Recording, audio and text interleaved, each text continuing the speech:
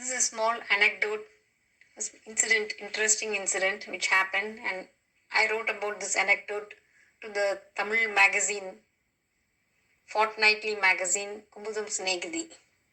And I was very glad that I received 100 rupees gift for it. Here goes the small story. அணிலும் பறவையும். அது ஒரு ரம்மியமான காலை பொழுது. அன்று திங்கட்கிழமை. எங்கள் வீட்டு சமையலறை ஜன்னலிலிருந்து பார்த்தால் வெளியே இருக்கும் வேப்ப மரத்தையும் அதில் விளையாடும் பறவையையும் அணிலையும் ரசிக்கலாம்.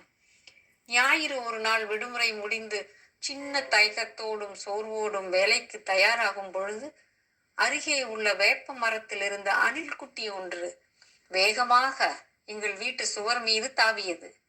மீதமுள்ள உணவையோ அரிசியையோ பறவைகளுக்கு வைப்பது வழக்கம். அன்றைக்கு முந்தைய இரவு செய்திருந்த பணியாரத்தை வைத்திருந்தேன்.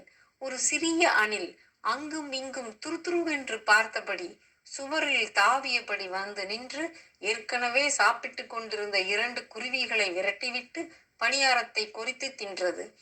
பின்பு ஒரே நொடியில் பணியாரத்துடன் வேப்ப மரத்தில் மீது தாவியது. அந்த லாவகமே தனி அழகுதான் பொங்கல். இது போன்ற காட்சிகள் என் மனச்சோர்வை போக்கும் எனர்ஜி டானிக்.